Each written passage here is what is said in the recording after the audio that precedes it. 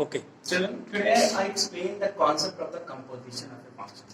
What is the meaning of composition of a function? If the two or more functions will be combined, then it will be a composition of a function. Suppose, let us assume that we are taking a two function, a function a to b, and the another function b to c, and another function b to c.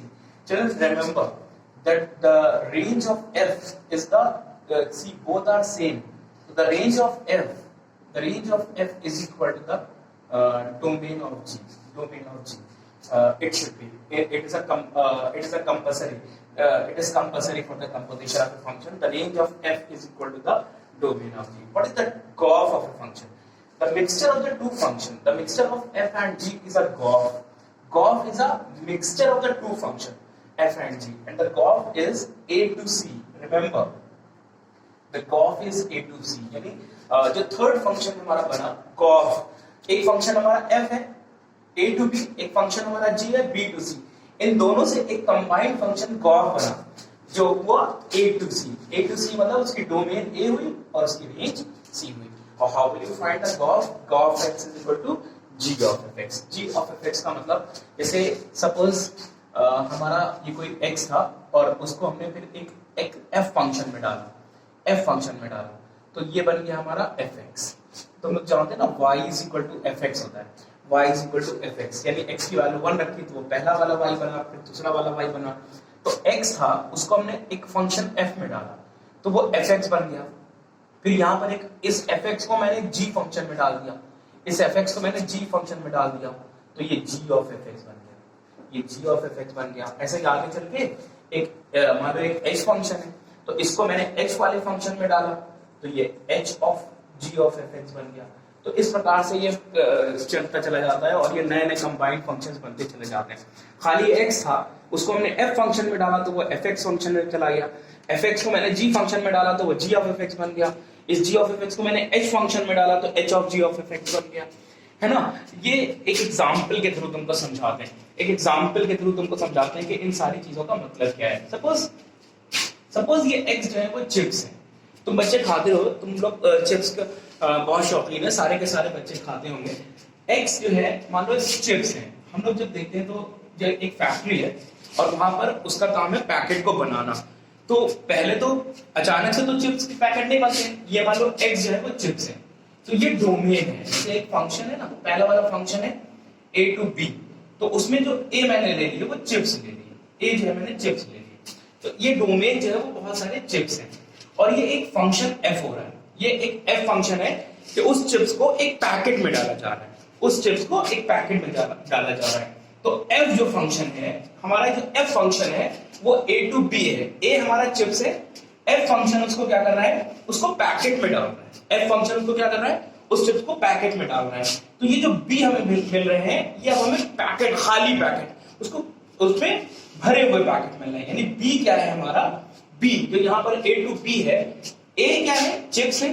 Function उस chip को क्या बना दे रहा है, उसको packet में डाल दे रहा है. तो फंक्शन उसको fx यानी fx जो है वो भरे हुए पैकेट है.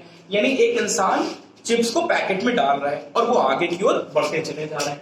फिर क्या है, एक g फंक्शन है. g फंक्शन जो है वो इसको स्टेपल कर रहा है. g फंक्शन, उसके बाद एक g फंक्शन है जो इस पैकेट को स्टेपल कर रहा है, उसको चिपका रहा है क्योंकि खुले हुए तो हो नहीं सकते हैं. तो एक दूसरा फंक्शन, एक दूसरा इंसान है या एक दूसरी मशीन है कि जो उस पैकेट को चिपका रही है. तो अब ये इसको थोड़ी ना चिपकाएगी, सीधे x को थोड़ी ना चिपकाएगी. यानी यहाँ पर जो g फंक्शन है वो a को थोड़ी ना लेगा. जो यहाँ a के बाद जो b बन चुका है उसी से तो b से c बनेगा ना. यानी g जो फंक्शन है वो b to c है. यानी जब भरे हुए पैकेट हमें मिलते हैं तब फिर हम उसको चिपकाते हैं. तो g फंक्शन क्या कर रहा है, उसको स्टेपल कर रहा है और उससे एक नया फंक्शन बना जा रहा है g of fx. तो g of fx का मतलब क्या हो गया कि वो उसको चिपका देता है. यानी अब हमारे पास चिपका हुआ, स्टेपल किया हुआ, बंद किया हुआ पैकेट हमें मिल रहा है. तो स्टार्ट कहां से हमने किया था, चिप्स से. तो वो हुआ GOF a यानी चिप्स है और मिल क्या रहा है हमें, भरा हुआ. तो वो है c यानी भरा हुआ पैकेट. यानी ये पैकेट था, खुला हुआ पैकेट था जिसके अंदर चिप्स भरे थे, और C क्या, कौन सा पैकेट था जिसके अंदर स्टेपल किया हुआ मिला. तो इसलिए जो GOF होता है वो a to c होता है. मैथमेटिकली हम इसको कैसे फाइंड करते हैं, the GOF of x is equal to g of x. See, Which type of the question present in your board examination? Which type of the question present in your board examination? See which type of the question present in your board examination. See, fog. Similarly, fog of x is equal to f of gx, and gof of x is equal to g of fx. Gof of fx is equal to g of fx. Children, see, in a board examination 2014, I think this type of the question present in the 2014 question paper.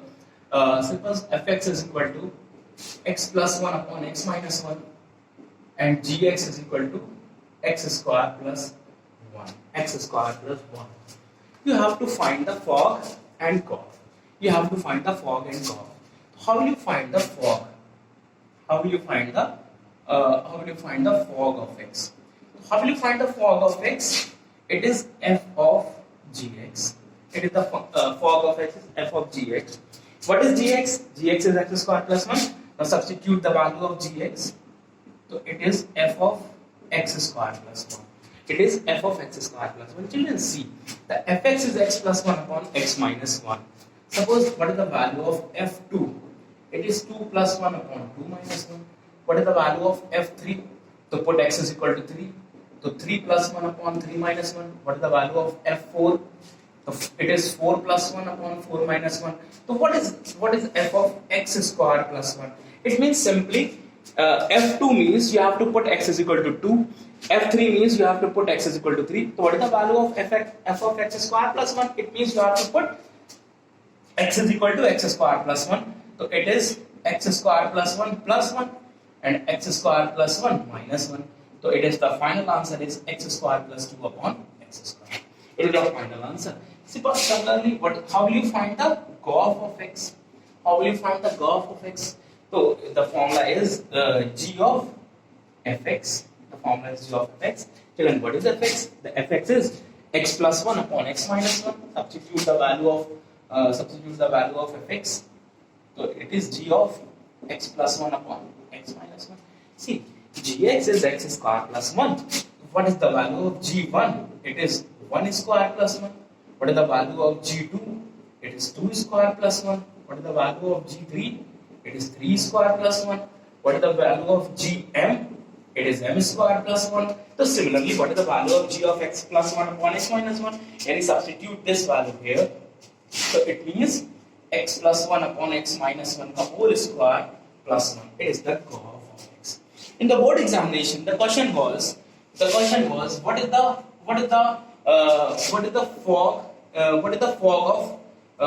fog of 2? The question was what is the fog of 2?